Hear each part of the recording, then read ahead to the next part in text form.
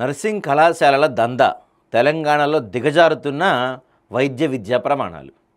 అసలు యాక్చువల్గా చాలా ఇంపార్టెంట్ అయిన రోల్ వీళ్ళదే.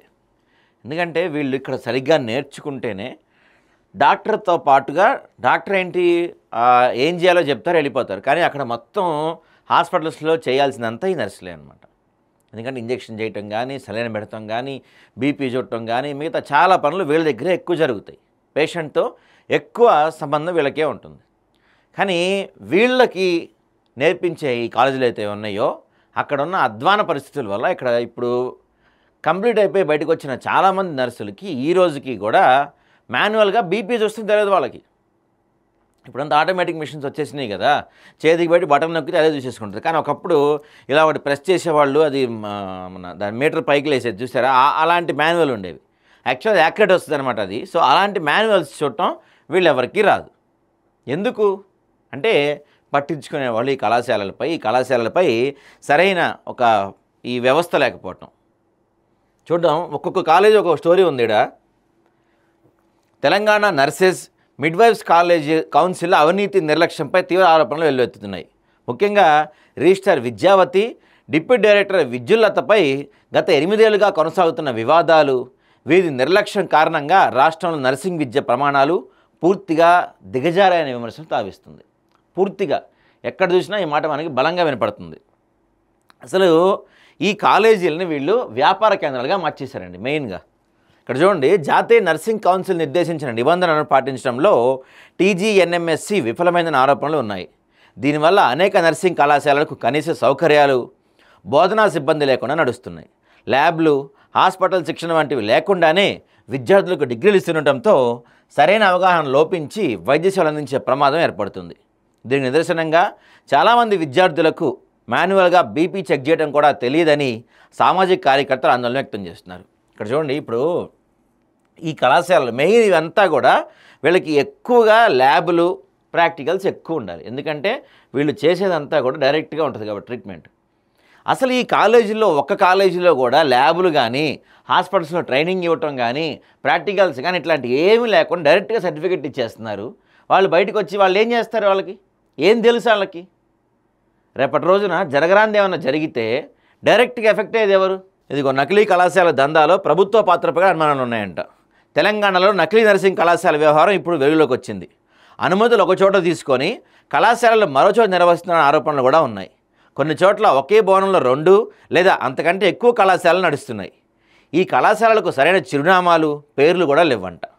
ఆశ్చర్యకరంగా ఇలాంటి చిరునామా లేని కళాశాలలకు ప్రభుత్వ సంక్షేమ శాఖ నుంచి స్కాలర్షిప్లు వస్తున్నాయి.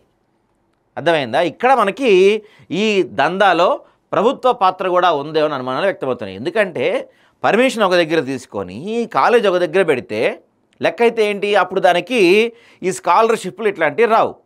కానీ వస్తున్నాయి అంటే పర్మిషన్ దగ్గర ఉండి కాలేజ్ ఇంకో దగ్గర ఉన్న స్కాలర్షిప్ వస్తుందంటే అర్థం ఏంటి?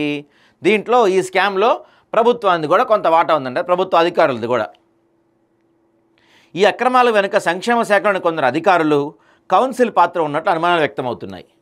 ఇక వివాదాలకు కారణమైన 3 కీలక సంఘటనలు అవి ఏంటంటే, రిజిస్టర్ విద్యావతి పదవీ కాలంలో జరిగిన కొన్ని ప్రధాన అవకతవకలు. మెయిన్గా మూడు సంఘటనలు మనకు కనపడుతున్నాయి. ఫస్ట్ది వచ్చేసి నైటింగేల్ స్కూల్ ఆఫ్ నర్సింగ్ అనమాట.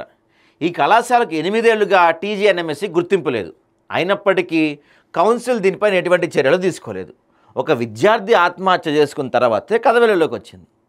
మరి ఇలాంటివి చాలా ఉన్నాయి, పర్మిషన్ లేకుండా నడుస్తున్నవి. అక్కడ కూడా ఎవరన్నా ఆత్మహత్యలు చేసుకుంటేనే స్పందిస్తుందా ప్రభుత్వం?